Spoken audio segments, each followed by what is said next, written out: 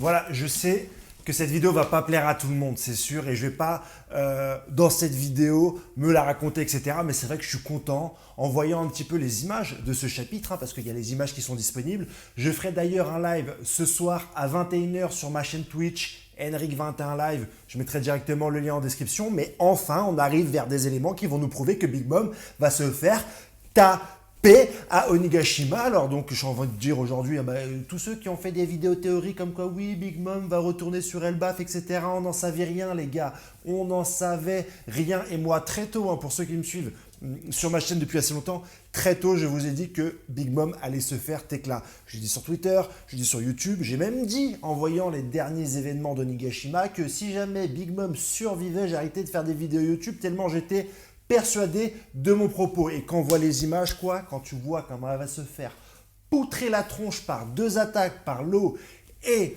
par Kid, des choses que je n'avais pas mis parce que c'était pas vraiment explicité comme ça dans les spoils de mardi, mais là en voyant toutes les images, en voyant le résumé complet, on voit bien que ça va être la fin pour Big Mom les gars. Je vous l'avais dit, vous l'avez lu en première fois, la première fois que vous avez vu ça, c'est vraiment sur la chaîne Henrik21, spoil, j'ai le acquis du turfu, je vais spoil le monde, rejoins Loro Jackson, le spoiler Jackson. Je ne veux pas du tout m'inspirer de Ryon Sensei, mais j'adore les vidéos de Ryon Sensei. Gros big up à Ryo Sensei.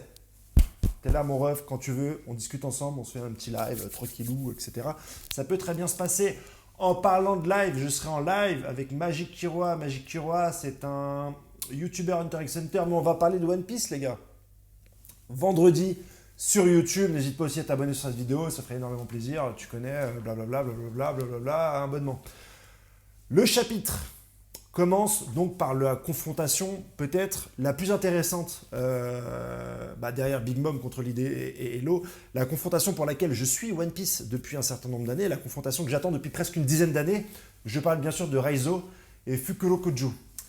Deux personnages emblématiques de cette œuvre qui est One Piece, deux personnages qui nous ont fait vibrer, qui nous ont fait trembler, qu'on a suivis pendant plusieurs années sur Wano. On ne savait pas, Raizo va-t-il affronter Fukurokuju? Est-ce que Fukurokuju va gagner contre Raizo? C'est vraiment l'un des combats les plus pertinents de One Piece et qui nous a tous tenus en haleine depuis des dizaines d'années. Je vous l'ai déjà dit au début de la semaine, mardi, que c'était quelque chose qui m'attendait beaucoup. Et là, on a un événement crucial de leur attaque, puisqu'en fait, ils vont se tenir. Raizo, déjà recouvert de flammes, va tenir pendant que les flammes sont à peine en train d'atteindre Fukurokuju. Raizo est déjà en train de souffrir en immobilisant son adversaire pendant que son adversaire l'immobilise. C'est un combat quand même très psychologique, j'ai envie de te dire.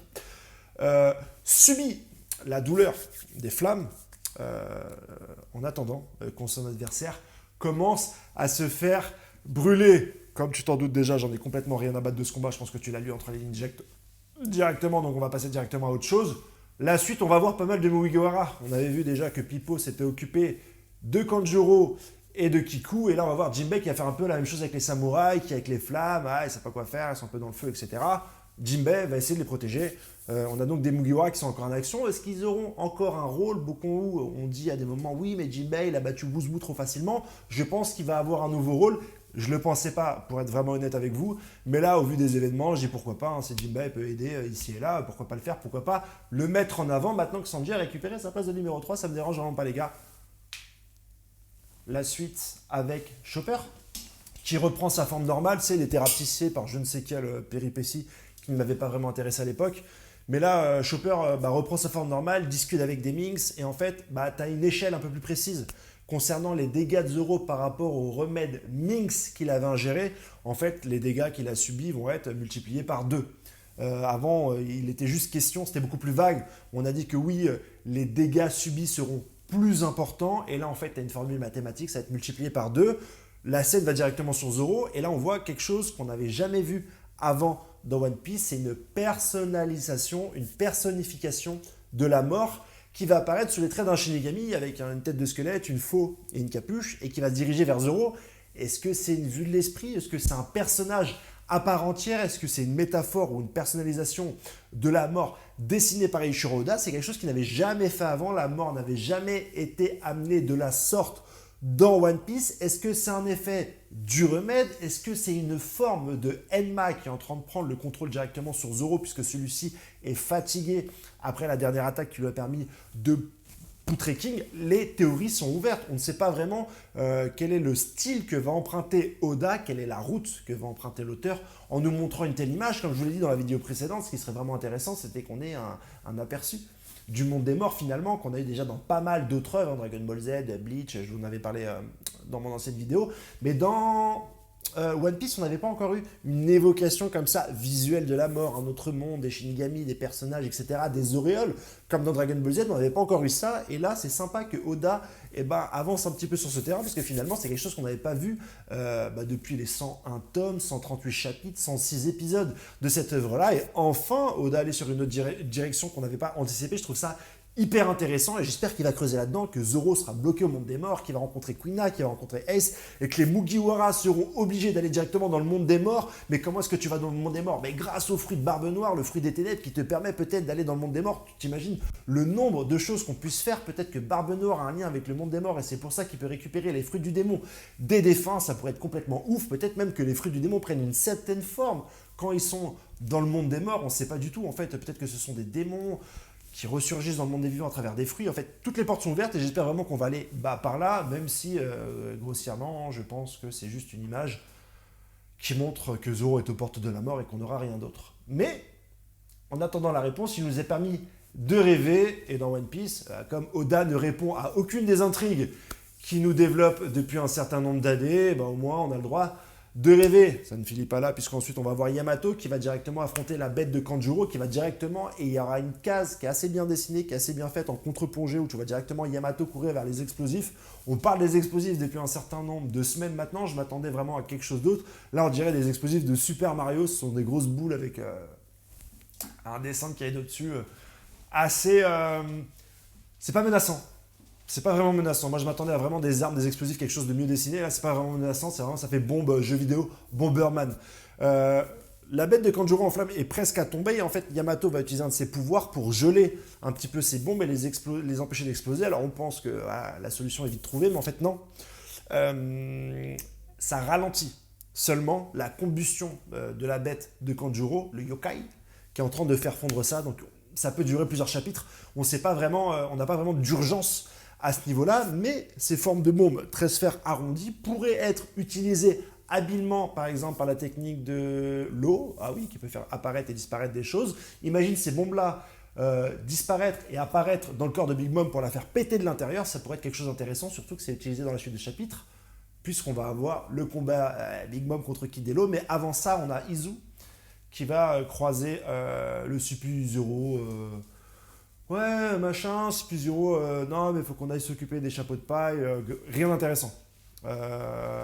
Honnêtement, donc ça sert à rien d'en parler et de faire semblant de se hyper, il n'y a rien d'intéressant à ce niveau-là. Pourtant, je kiffe le personnage d'Izu, je le trouve hyper charismatique. Le Sub-Zero dit oui, c'est un ex de Barbe Blanche, de l'équipage, il va falloir le poutrer. Mais finalement, blablabla, rien d'intéressant. Et enfin, on a le combat Big Mom contre Kid Hello, qui est franchement quelque chose qui me tient à cœur, comme je l'ai dit au début de vidéo, parce que voilà, moi j'y crois depuis le début à la défaite de Big Mom, je mange défaite de Big Mom, je bois défaite de Big Mom, j'en peux plus de Big Mom, je vous le dis honnêtement. Après voilà, je veux m'en prendre à personne, si vous êtes fan de Big Mom et si vous prenez pour argent comptant ce que d'autres youtubeurs vous disent à propos de Big Mom qui ira le bof, eh bien grand bien vous en fasse. On ne pense pas pareil, c'est tout simplement. Big Mom a mis à terre les deux supernovas que sont Kid et Hello, et vraisemblablement elle souhaite se diriger vers le dôme, le haut du dôme, pour aller voir Kaido et très certainement le soutenir et se débarrasser du dernier supernova sur pied, Luffy, Mugiwara, Monkey D. Luffy. Mais en chemin, elle se heurte face à la ténacité des supernovas Kid et Hello, qui vont lui envoyer des attaques assez bien mises et visuellement des attaques décisives. L'eau va lui transpercer le bras et la joue avec sa technique, je sais plus comment elle s'appelle, Viking, Wall, un truc comme ça. Assez saisissant, un personnage qui se fait transpercer dans une épée, dans One Piece, c'est quand même assez rare. Elle va avoir les yeux blancs injectés de sang. Et il va la faire péter de l'intérieur aussi. J'ai pas trop compris, mais tu vas voir en fait une image en contre-plongée où tu vois Big Mom. Viens ce soir sur le live, Henrik21 Live, on va débattre autour des images. Venez vraiment à 21h sur le live sur ma chaîne Twitch. Je mettrai le lien en description. Et je crois que c'est l'eau qui va prendre ses homies et la mettre directement aussi dans son corps à elle pour la faire péter de l'intérieur. T'as plein de sang qui gicle. Et ensuite, tu as Kid qui va faire une espèce de taureau géant avec des pièces de métal, homies, enfin transformant en homies et autres, et qui va foncer dans Big Mom et qui ressemble à une attaque finale. Je pense que c'est la fin de Big Mom. Vu comment les images sont montrées, on peut avoir peut-être un prochain chapitre où ils vont lui réasséner des coups fatals, mais là, je pense qu'on est sur la fin de Big Mom, les gars.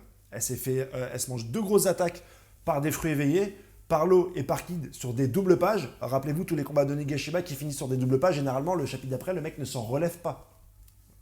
On l'a eu pour l'intégralité des Toby Repos, on l'a eu pour King, on l'a eu pour Queen, on l'a eu pour Hawkins. Là, je pense que c'est l'heure de Big Mom et je suis content. Je suis content que ce soit l'heure de Big Mom parce que Big Mom, elle a assez duré, frérot. Elle est là depuis Wall Cake Island. Elle vient sur Wano Kuni. Elle vient sur Onigashima. Enfin, frère, t'as fait 3 arcs, c'est bon, c'est fini. Tu vois ce que je veux dire? Donne un peu aux autres. Moi, je veux voir d'autres choses.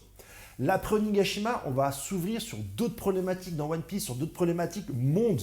On n'aura plus le temps, en fait, de s'embrouiller avec d'anciennes choses. Et l'arc des empereurs avec Onigashima et la bataille finale des embrouilles entre Big Mom et Kaido depuis presque 10 ans, je crois, 10 ans, depuis l'apparition de Kanjuro. Là, on va aller sur la dernière ligne droite. Il y a d'autres empereurs, les gars. Il y a Shanks, il y a Barbe Noire, il y a potentiellement Xebec, il y a la Marine, il y a Kainu, frérot. Encore Big Mom. Ça me rend ouf, encore Big Mom. Tu veux quoi? Et frérot, lis un manga qui s'appelle Big Mom. Dessine ton manga. Oui, les aventures de Big Mom, ça va, on a assez sur elle, frérot. Sans vouloir offenser personne, bien sûr. Si vous aimez Big Mom, il n'y a pas de souci. Moi, par exemple, je suis fan de Jack. Je vous le cache pas. Et Jack est mort. J'ai pas pété un plomb. T'assumes. Bah, moi, je kiffe encore Jack. C'est ça. Bon, allez. Ciao, les gars. À la prochaine. J'ai vu aussi la liste de tous les pays. De vos pays. Vous me regardez de partout dans le monde, ça fait hyper plaisir. Ça m'a un peu touché. Je suis peut-être un peu pudique aussi sur ça. Je me rendais pas compte que quand je faisais des vidéos, ça pouvait atteindre autant de gens dans des pays partout dans le monde. Et je trouve ça hyper beau. Et bah, merci à tous. Pour la force que vous me donnez depuis maintenant presque un an. Ça me fait hyper plaisir. Je suis très content. J'espère que vous avancez aussi dans vos projets. Professionnels, dans vos projets familiaux et que chaque jour vous faites en sorte d'avancer d'un petit pas vers vos objectifs ou vers une vie meilleure. Voilà. Venez sur le live ce soir, Twitch, 21h, lien en description, abonnez-vous et puis comme ça on parle de tout ça, je vous partagerai les images, je peux pas sur YouTube, je vais me faire strike. Ciao les gars!